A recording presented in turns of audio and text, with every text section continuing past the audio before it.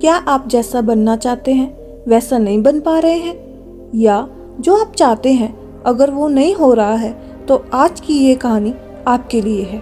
दोस्तों, इस कहानी को ध्यान से अंत तक जरूर सुनिएगा। अगर आप इस कहानी को अंत तक ध्यान से सुनते हैं तो आपको इस कहानी से कुछ ऐसा सीखने को मिलने वाला है जो आपको अपनी लाइफ में बहुत काम आने वाला है। इसलिए इस कहानी को अंत तक अवश्य सुनिएगा। आज आपके पास जो कुछ भी है वो इसलिए नहीं है कि आपकी किस्मत में इतना ही लिखा था या फिर आपकी किस्मत ही खराब है, बल्कि वो इसलिए है क्योंकि आप इतना ही डिजर्व करते हैं। दोस्तों, ये प्रकृति बड़ी ही न्यायप्रिय है। ये उसे उतना ही देती है जितने का वह हकदार होता है, चाहे वो ज्ञान हो या धन। अभी आपके पास उतना ही है जितने की आप हकदार हैं, लेकिन अगर आपको इससे भी ज़्यादा चाहिए तो आपको उसके काबिल बनना होगा। ऐसा कौन सा गुण है जो आपको काबिल बनाता है? क्या आप उस गुण के बारे में जानना चाहते हैं? अगर आप जानना चाहते हैं तो आप गौतम बुद्ध की जीवन की इस कहानी को अंत तक ध्यान से जरूर सुनिएगा। दोस्तों, इस कहानी को सिर्फ समझिएगा मत, बल्कि इस कहानी को अपने भीतर उतर जाने दीजिए। तो बिना समय गंवाए चलिए इस कहानी की शुरुआत करते हैं। दोस्तों, एक बार गौतम बुद्ध को एक सभा में भाषण करना था और जब सभा का समय हुआ तो बुद्ध वहां आए और बिना कुछ बोले ही वहां से चले गए। तकरीबन 100 से ज्यादा लोग बुद्ध का उस सभा में इंतजार कर रहे थे और बुद्ध के इस तरह के व्यवहार को देखकर सभी लोग बहुत चौंके, लेकिन किसी ने भी बुद्ध से कोई प्रश्न नहीं किया। दोस्तों, अगले दिन फिर से सभा का आयोजन हुआ और दूसरे दिन सभा में लोगों की संख्या तकरीबन घट गई। इस बार तकरीबन 80 लोग सभा में बैठे हुए थे।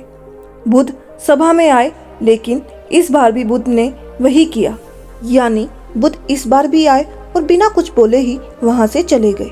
लोग दोबारा से चौंके, लेकिन किसी ने भी बुद्ध से कोई प्रश्न नहीं किया। अगले दिन सभा का आयोजन फिर से हुआ, लेकिन इस बार सभा में लोगों की संख्या और घट गई। इस बार सभा में केवल 50 लोग ही आए हुए थे। बुद्ध सभा में फिर से आए और उन्होंने इधर उधर देखा और बिना कुछ बोले ही सभा से चले गए। उसके बाद कुछ लोग क्रोधित भी हुए, क्योंकि लोगों ने अपना काम छोड़कर वहां आए हुए थे, लेकिन किसी ने भी बुद्ध से कोई प्रश्न नहीं किया। अगले दिन फिर से सभा का आयोजन हुआ। दोस्तों, आप लोग जो इस कहानी को सुन रहे हैं, आप में से भी कुछ लोग मन ही मन ये कह रहे होंगे, अरे कितनी बार सभा का आयोजन होगा। और आप लोगों को भी इस कहानी को सुनते वक्त इरिटेशन होनी शुरू हो गई है। उन लोगों को तो ये कहानी बड़े ध्यान से समझना चाहिए, क्योंकि ये कहानी आपके लिए ही है। अगले दिन फिर से सभा का आयोजन हुआ, लेकिन इस बार सभा की संख्या और ज्यादा घट गई थी, यानी इस बार सभा में सिर्फ 30 लोग ही थे। फिर उसके बाद बुद्ध सभा में आए, मुस्कुराए और फिर से बुद्ध ने वही किया, यानी बिना कुछ बोले ही वहां से चले गए। इस बार भी लोग बहुत क्रोधित हुए और इस बार लोगों ने पीछे से कुछ कहा भी और बड़बड़ाए भी, लेकिन बुद्ध ने उनके किसी भी प्रश्न का उत्तर नहीं दिया। दोस्तों, अगले दिन फिर सभा का आयोजन हुआ और बाहर लोगों की संख्या बहुत ज्यादा घट गई थी, यानी इस बार सभा में कुल मिलाकर 15 लोग ही आए हुए थे। इस बार भी बुद्ध सभा में आए, लेकिन इस बार बुद्ध अपना आसन ग्रहण कर लेते हैं। फिर बुद्ध बोले और बुद्ध ने उन 15 लोगों को उपदेश दिया और वह 15 लोग ही बुद्ध के भिक्षु बन गए और आगे चलकर उन 15 लोगों ने ही बुद्ध के ज्ञान को अलग अलग दिशाओं में फैला दिया। फिर एक दिन बुद्ध से किसी ने पूछा कि बुद्ध, आप कई दिनों तक बिना बोले ही सभा से क्यों चले जाते थे? फिर बुद्ध कहते हैं कि मैं उन लोगों की खोज कर रहा था जो लायक थे, यानी कि पहले दिन 100 से भी ज्यादा लोग आए हुए थे, उससे ज्यादातर लोग सिर्फ आए हुए थे। उन्हें मेरे उपदेश से कोई मतलब नहीं था, वे बस आ गए थे। और उसमें से ज्यादातर लोग सिर्फ देखने और सुनने आए हुए थे कि सभा में क्या होता है।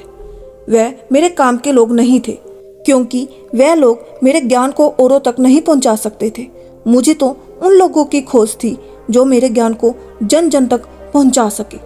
कई दिनों तक सभा से बिना बोले ही मैं इसलिए चला गया क्योंकि मैं ये देखना चाहता था कि वे कौन लोग हैं जिनके भीतर वास्तव में प्यास है। जिन लोगों के भीतर में वास्तव में प्यास थी वे लोग अंत तक जरूर रुके, और जो लोग बस ऐसे ही आ गए थे वे लोग पहले या दूसरे दिन ही चले गए थे। जिनके भीतर धैर्य था उनको मुक्ति का मार्ग भी मिला, और जो लोग जल्दबाजी में थे वे लोग अब भी घर में बैठे हुए हैं। सवाल यह नहीं है कि मैं तुम्हें क्या दे सकता हूँ, बल्कि सवाल यह है कि तुम क्या ले सकते हो। तुम्हारा पात्र कितना बड़ा है और कितने के तुम हकदार हो। जितने के तुम हकदार हो उससे ज़्यादा तुम्हें नहीं मिलेगा। फिर वह व्यक्ति बुद्ध से पूछता है कि बुद्ध लायक कैसे बने। फिर बुद्ध कहते हैं कि धैर्य के द्वारा जिस व्यक्ति के अंदर धैर्य है वह अपने जीवन में कुछ भी पा सकता है। सभा में जितने भी लोग आए हुए थे और उसमें से अंत तक वही रुके जिनके अंदर धैर्य था। चाहे तुम्हारे जीवन में तुम्हारा लक्ष्य जो कुछ भी हो, लेकिन तुम बिना धैर्य के सफलता को चरम तक नहीं पहुंचा सकते। फिर वह व्यक्ति बुद्ध से पूछता है कि कोई व्यक्ति अपने भीतर के धैर्य को कैसे बढ़ाए। बुद्ध कहते हैं कि निरंतर अभ्यास के द्वारा हम अपने भीतर के धैर्य को बढ़ा सकते हैं।